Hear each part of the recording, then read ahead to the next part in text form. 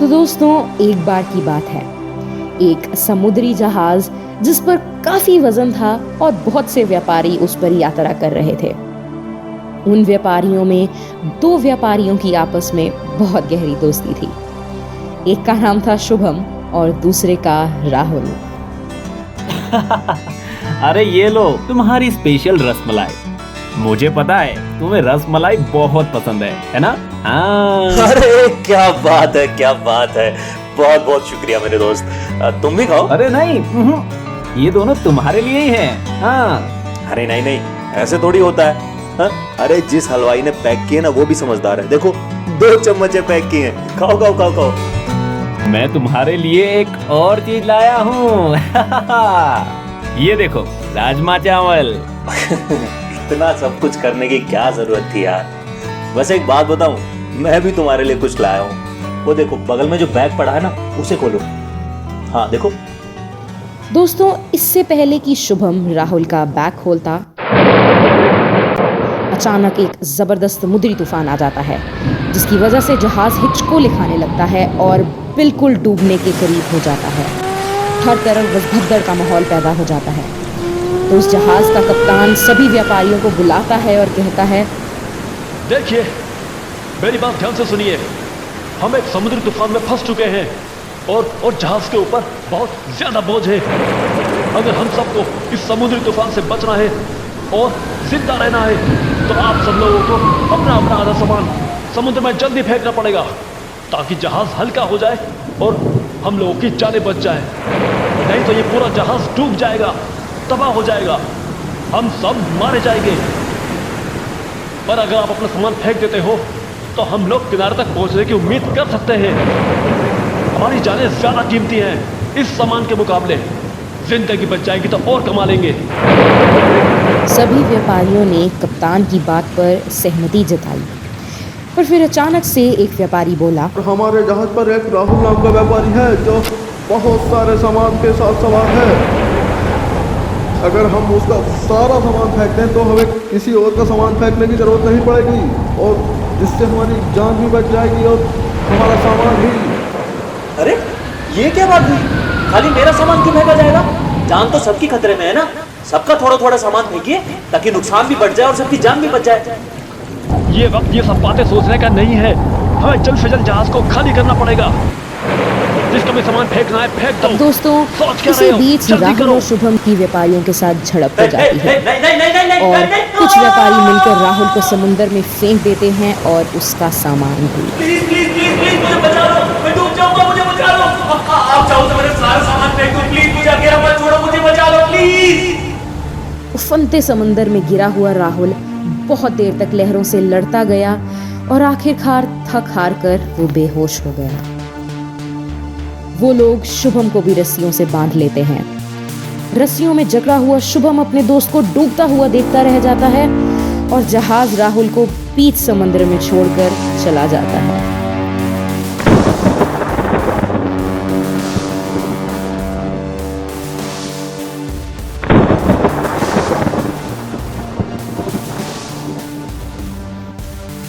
दोस्तों, जब कुछ देर के बाद राहुल को होश आया तो उसे मालूम हुआ कि समुद्री लहरों ने उसे किसी वीरान टापू के किनारे फेंक दिया है।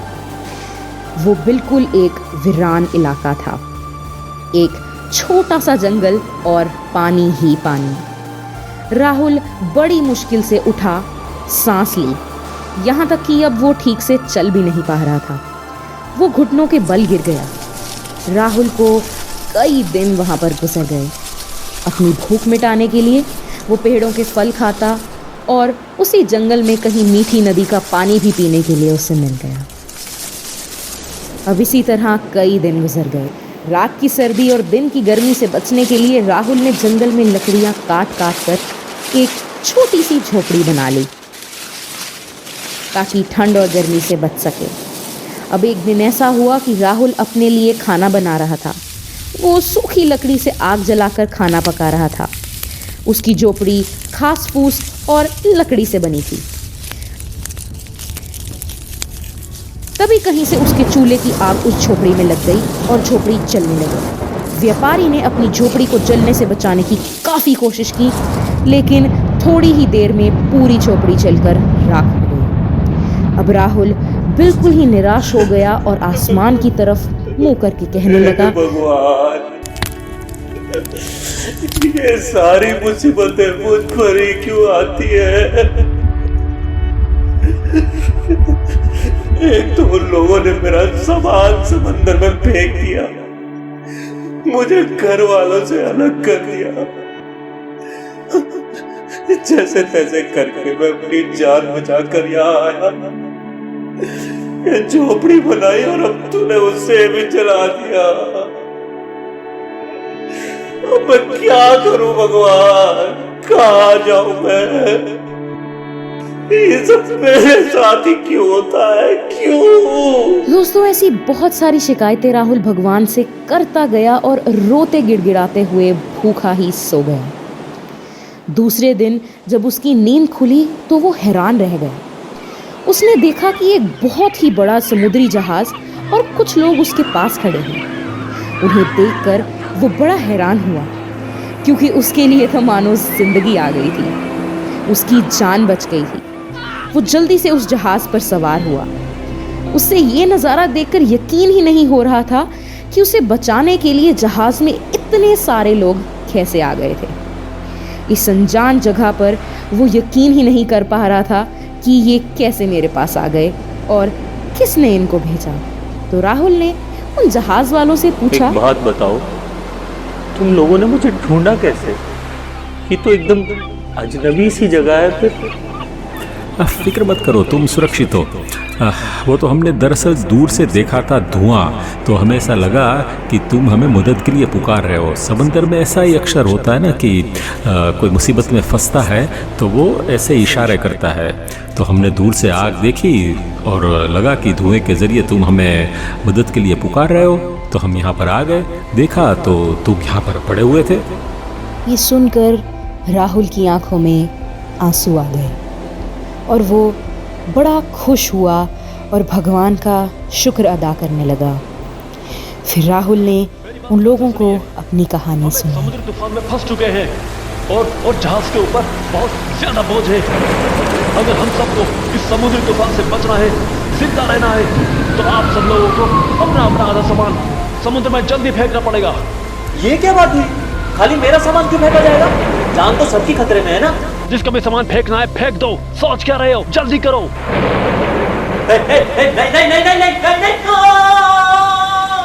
प्लीज प्लीज प्लीज प्लीज मुझे बचा लो, मैं डूब जाऊंगा, मुझे बचा लो। आप चाहो तो मेरे सारा सामान फेंक दो, प्लीज मुझे अकेला मत छोड़ो, मुझे बचा लो प्लीज। ओहो, मतलब तुम उस जहाज की बात कर रहे हो, वही जहाज ना जो कभी अपनी मंजिल पर पहुंच ही नहीं सका और उन समुद्री लुटेरों ने उनको बीच में ही रोककर उस पर हमला कर दिया था और उसको तहस नहस कर दिया था और सारा सामान उनका लूट लिया था। और अफसोस की बात तो यह है कि उनमें सारे बैठे व्यापारियों को उन्होंने मौत के घाट उतार दिया था। दोस्त, तुम किस्मत वाले हो, तुम खुशकिस्मत हो कि उन्होंने तुम्हें समंदर में फेंक दिया था, इसलिए तुम अकेले बच गए हो। अरे भगवान का शुक्र मनाओ कि उन्होंने तुम्हें बचा लिया। दोस्तों ये सब सुनकर राहुल पूरी तरह रोने लगा और कहने लगा, हे भगवान, तेरे काम और तेरे फैसले सब बेहतर होते हैं। तू जो भी करता है अपने बंदों के लिए बेहतर करता है। दोस्तों इस दुनिया में अगर सभी आपका साथ छोड़ दें तो भी याद रखना कि ऊपर वाला अपने नेक बंदों का साथ कभी नहीं छोड़ता, कभी नहीं।